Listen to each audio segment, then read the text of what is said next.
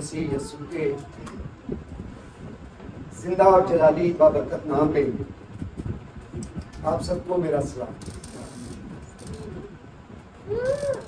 آج ہم تیسرے کلمے کے بارے میں سیکھنا چاہتے ہیں، اور خدا کا کلام جو ہے یہ روح القدس کی مدد سے ہمارے دلوں میں یہ ڈالے گا کہ ہم تیسرے کلمے کے بارے میں آج کیا سیکھ کے جائیں گے۔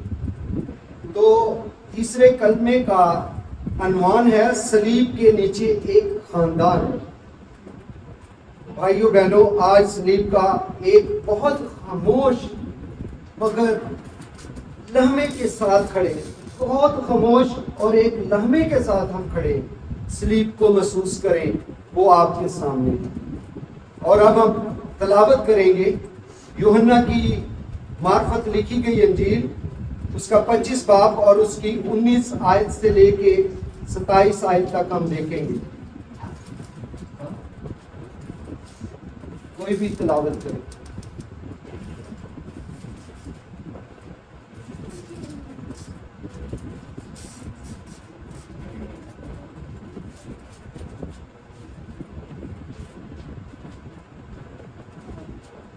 تلاوت کرے، ٹائم جا رہا ہے، میں کر دوں پھر۔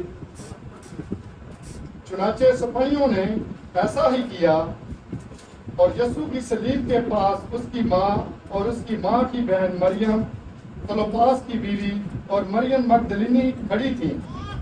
یسوع نے اپنی ماں اور اس شاگرد کو جس سے محبت رکھتا تھا پاس کھڑے دیکھ کر ماں سے کہا کہ اے عورت، دیکھ تیرا بیٹا یہ ہے۔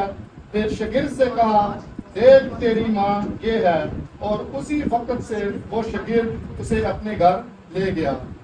آمین۔ آمین۔ یسوع صلیب پر درد اور تکلیف میں موت کے قریب ہے۔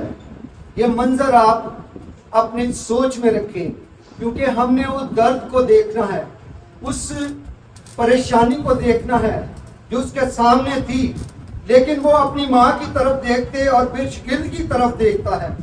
اے عورت، دیکھ تیرا بیٹا یہ ہے، اور دیکھتے اپنی ماں کو کہا کہ عورت دیکھ تیرا بیٹا یہ ہے، پھر اپنے شاگرد سے کہا کہ یہ تیری ماں ہے۔ اگر ہم ماں کے لفظ کو دیکھتے ہیں تو ماں ابتدا میں کون تھی؟ ہماری ماں حوا تھی، اور یہی بات ہے کہ ہم اس سے ہی جلتے آ رہے ہیں۔ اور لیکن یسوع مسیح کی پیدائش الگ سے ہے، ہم دنیوی باپ سے ہیں، اور مسیح جو ہے وہ الگ ہے، وہ صرف ماں سے ہے۔ اب اسے یہ لمحہ فکریہ ہے کہ میری ماں اب کہاں جائے۔ اس نے اپنے شاگرد کو دیکھا جس سے وہ بڑی محبت رکھتا تھا، اور اس کو حکم یعنی ایک بات کہی کہ تو میری ماں کی خدمت کرنا اور اسے لے جا۔ وہ شاگرد اسی وقت اس کو لے گیا اپنے گھر میں۔ آپ جانتے ہیں کہ یوحنا جو تھا، یہ جو اس کی بڑی لمبی عمر ہوئی، اور ماں کی خدمت لکھا ہے کلام میں، خروج کی کتاب میں 20 باب اور اس کی 12 آیت میں، باپ تو اپنے باپ اور اپنی ماں کی خدمت کر تاکہ تیری عمر دراز ہو۔ اس شخص کی عمر اس طرح دراز ہوئی کہ چھتوں کے اوپر سے، بلڈنگوں کے اوپر سے اس کو گرایا گیا، پر نہیں اس کی موت ہوئی۔ پھر تیل کے کڑاؤں میں، جلتے ہوئے کڑاؤں میں ڈالا گیا، گرم تیل میں اس کو ڈالا گیا، لیکن وہ اس کے سامنے برف کی مانند تھا۔ اس نے اور ترکیبیں رومیوں نے کی اس کو مارنے کی، لیکن وہ نہ مرا۔ پھر انہوں نے کہا اس کو کس جگہ بھیج دو۔ ایک جزیرہ تھا، پتمس کے جزیرے میں بھیج دیا، اور خدا کی محبت اس کے ساتھ تھی، یسوع اس کے ساتھ تھا، اور اس سے کیا کیا کام لیے، اور خدمت کس کی ماں کی خدمت۔ اس نے یسوع کی ماں کی خدمت کی۔ آپ بھی کسی ماں سے ہی پیدا ہوئے ہیں، بیٹی ہیں، بیٹے ہیں۔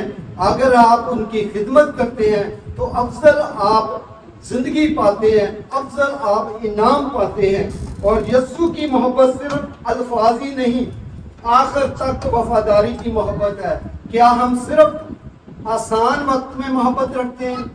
جب ہماری ماں یا باپ جو ہے تندرست رہتے تو آسان وقت میں محبت رکھتے ہیں، یا کہ مشکل وقت میں بھی محبت ہمیں رکھنی چاہیے؟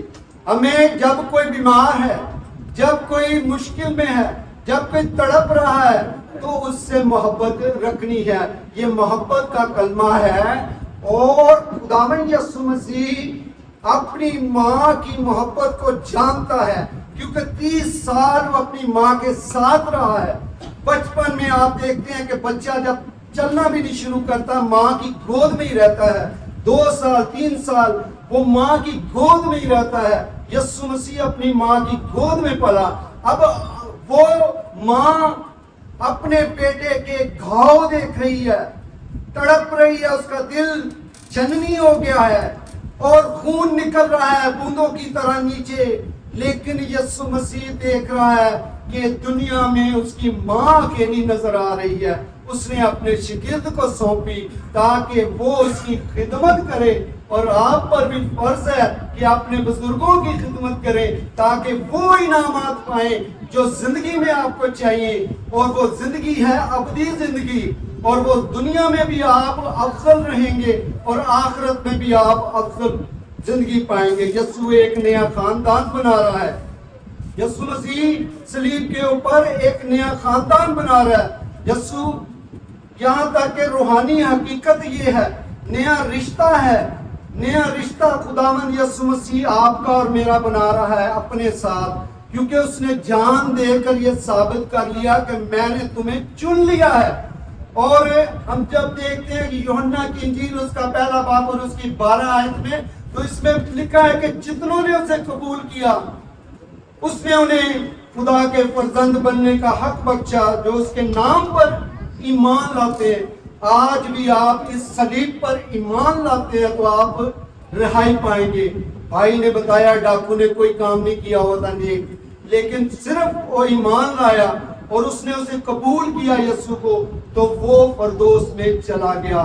آج آپ کا بھی ایمان محبت قائم ہونی چاہیے، اور افضل ہے کہ محبت ہے، تینوں دائمی ہے۔ امید رکھیں، خداوند آنے والا ہے، ان قریب ہونے والا ہے، ریپچر ہوگا، آپ کو اٹھایا جائے گا، آپ تبدیل ہوں گے، آپ نئی زندگی کو اپنا لیں گے، آپ کے جسم نہیں رہیں گے، اور وہ جسم ملیں گے جو بہت ہی خوبصورت ہوں گے۔ ابتدائی بات اب جب دیکھیں کہ آدم کے بعد خدا نے ہوا کو بنایا، ہوا کو جب بنایا تو اسے بہت خوبصورت بنایا، اور آدم کے پاس وہ لے کے آیا، کیونکہ آدم اداس تھا، آدم اکیلا تھا، اور خدا نے ایسا کیا۔ پھر اسی عورت کے وسیلے سے آدم کی اولاد پیدا کی تاکہ اولاد ترس دار ہو اور ایک دوسرے سے محبت رکھے، اور خدا کی محبت اسی میں ہے کہ ہم ایک دوسرے سے محبت رکھے، اور ماں کی محبت بہت ہی افضل ہے جو ہمیں دنیا میں لانے کا جس نے کام کیا، اور دنیا میں ہم اسی کے وسیلے سے آئے ہیں۔ اور یہ محبت جو ہے آج ہم صرف سنے نہیں، مضبوط اور عملی فیصلہ لیں کہ کسی کو اپنا لیں۔ کلیسیا میں کوئی بھی شخص ایسا ہو جو اکیلا ہے، آج اس کے پاس جائیں اور اس کے ساتھ رشتہ بنائیں، کیونکہ اگر کوئی کسی سے ناراض ہے آج ہی معاف کریں۔ کلیسیا کی واقعی خاندانی یہ خدمت ہے کہ وہ سلام دعا ہی نہ صرف رکھے، حقیقی تعلق قائم کر لے، حقیقی تعلق قائم کر لے۔ آخری میں بات آپ کو بتانا چاہتا ہوں، صلیب صرف نجات کی جگہ نہیں ہے، صلیب صرف نجات کی جگہ نہیں ہے، یہ تعلقات کی بحالی کی جگہ ہے۔ آپ کے تعلقات کی بحالی ہوتی ہے، کیونکہ جب آپ کا رشتہ ٹوٹ گیا تھا، خدا سے ٹوٹ گیا تھا، تو اس کو جوڑنے کے لیے یہی صلیب ہے، آپ کو بحالی دیتی ہے، نجات دیتی ہے۔ اس لیے خدا کے ساتھ تعلقات جوڑنے کے لیے خداوند یسوع مسیح صلیب پر چڑھ گیا، اور सलीब का पैगाम ये है कि नजात का पैगाम है, अपनी नजात और अपनी खुशी का पैगाम है। ये आपकी तरफ से नहीं बल्कि खुदा की तरफ से है, क्योंकि खुदा ने दुनिया से ऐसी मोहब्बत रखी कि उसने अपना इकलौता बेटा बख्श दिया ताकि जो कोई उस पर ईमान लाए हलाक ना हो बल्कि हमेशा की जिंदगी पाए।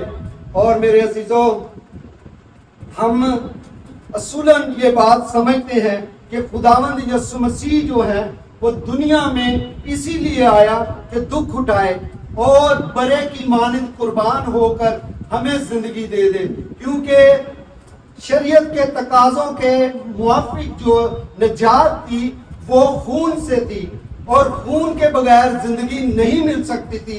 इसलिए यीशु मसीह हर दुख सहने के लिए सलीब पर चला गया।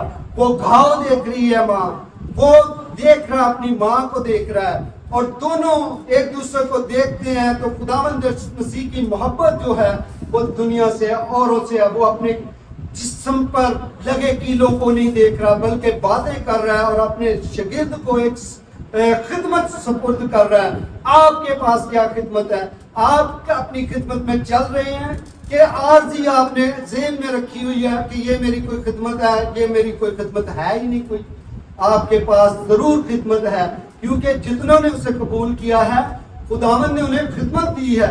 और अमाल की किताब में जब हम देखते हैं, अमाल की किताब उसका 2 बाब और उसकी 48 आयत में, और वहाँ लिखा है कि वो रसूलों से तालीम पाने, रफाकत रखने और रोटी तोड़ने और दुआ करने में मशगूल रहे और उन्हीं की उधर से खिदमत निकली। और खिदमत के लिए उन्होंने फिर क्या किया? रसूलों ने उसी में से बाज को रसूल, बाज को नबी, बाज को मुबश्शिर, बाज को चरवाहा और उस्ताद बना के दे दिया ताकि मुकद्दस लोग क्या बने? कामल बने। और कामल करने के लिए मसीह आया, कामल करने के लिए उसने एक कवारी से जन्म लिया और वो भी आपकी माँ बनी, निजात देने वाली की माँ बन गई। खुदावंद का शुक्र हो। और हमें ऐसा दिल दे खुदावंद, हम दुआ करते हैं, ऐ खुदावंद हमें ऐसा दिल दे जो औरों को दिखाने के लिए ना हो बल्कि खुदावंद तेरी खुदावंद खिदमत के लिए हो और खुदावंद तेरी सच्चाई की तालीम को पाने के लिए हो।